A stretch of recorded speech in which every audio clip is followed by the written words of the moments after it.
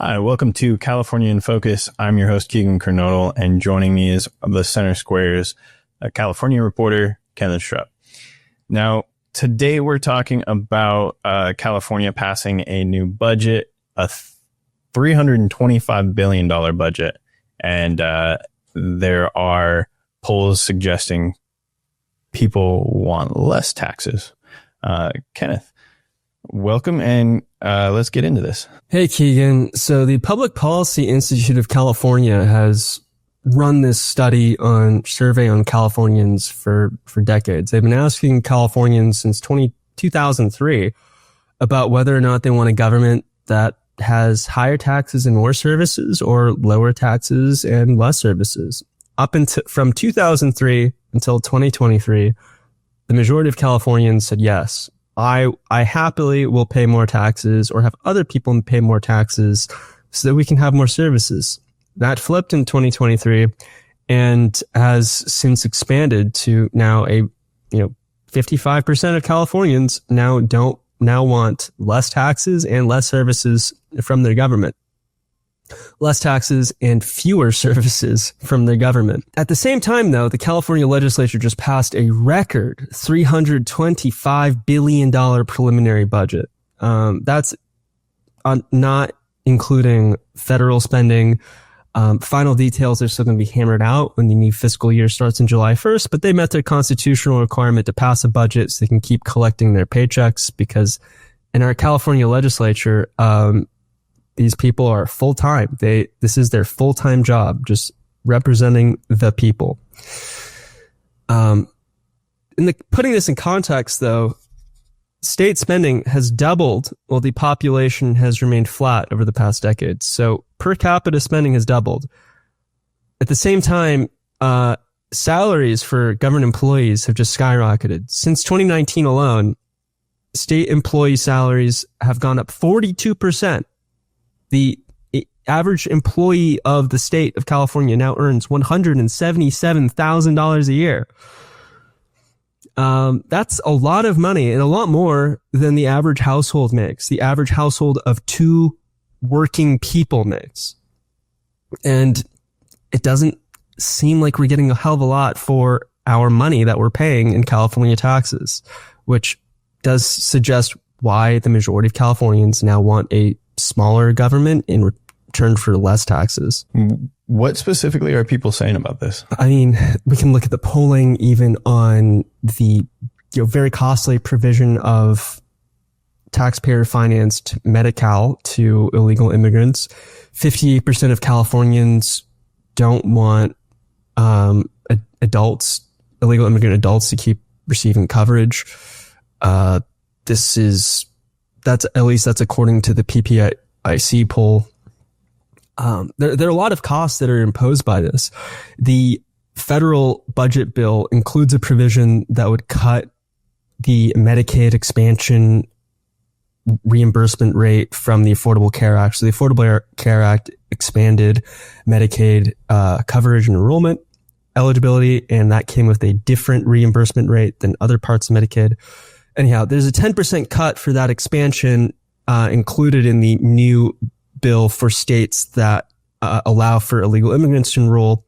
That 10% cut would cost California about $11.2 billion a year.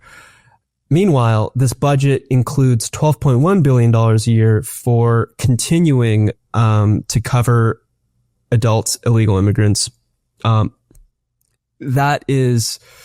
So we're really seeing a total cost over $20 billion for continuing to provide this. You also had some comment from a state senator too on just the budget in general. Yes. Well, State Senator Roger Niello, who is the vice chair of the budget at the state Senate, he said that this budget continues to overspend while hoping for growth in revenue instead of cautiously preparing for the worst. A budget that is based on hope is a budget that is destined for despair. I think this warning makes sense when you look at the structure of California's tax revenue. We have some of the most volatile tax revenue in the nation because we're not really relying on taxing wages, taxing sales to make our revenue work out. We're pretty much going purely off the stock market. We get the capital gains is where we get our state revenue. The stock market is extremely expensive right now, suggesting that there isn't a lot more room for gains and that people could, if, conditions change, have losses, which will, result in less tax revenue. So if we have really any impact in capital markets here, there's a lot that can go wrong.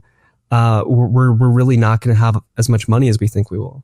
And that will lead to a need to borrow money, cut services, raise other taxes. But again, as we talked about that poll, the majority of Californians don't want to pay more taxes. So there's really one choice left, which is to cut spending. We've mostly gone for budget gimmicks where we shift funds from year to year. We shift funds between funds. We'll do things like count a certain payroll as one fiscal year instead of the other fiscal year to reduce the on-paper cost.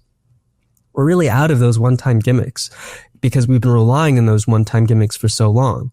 All of this comes to a head in the next couple of years. The Legislative Analyst's Office looked at the governor's new revised budget, which is pretty close to the $325 billion budget that was passed. And it says that we're going to have annual budget deficits of in the $10-20 billion range for the next few years, really until we make changes to how we're spending our money. Governor of California terms out fairly soon. There's a new governor's race in 2026. New governor is going to have a lot of spending to cut or a lot of new taxes to raise or some combination of both because the fiscal situation is not sustainable in California. You wrote a little bit on the current Governor Newsom proposing some proactive cuts too. Yes. So, one of the cuts that was proposed was, okay, we're going to stop new illegal immigrant enrollment in Medi-Cal for adults who are 19 or older, starting on January 1st, 2026. That passed with a few limitations. Some of those limitations are you're allowed to re-enroll if you just don't forget to fill out a form. You get a lapse in coverage. You have 6 months to re-enroll. And then if you enroll as a minor or someone who's up to 19 years old, you get to stay on.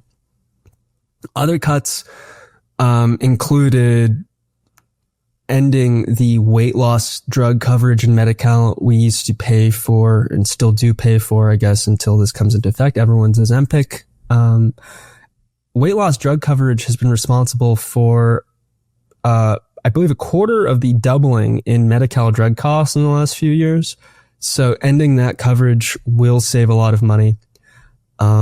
They also reinstituted some asset tests for Medi-Cal. It used to be that, a couple of years back, we rolled back the asset test, meaning that as long as you're low enough income, you'll qualify for Medi-Cal.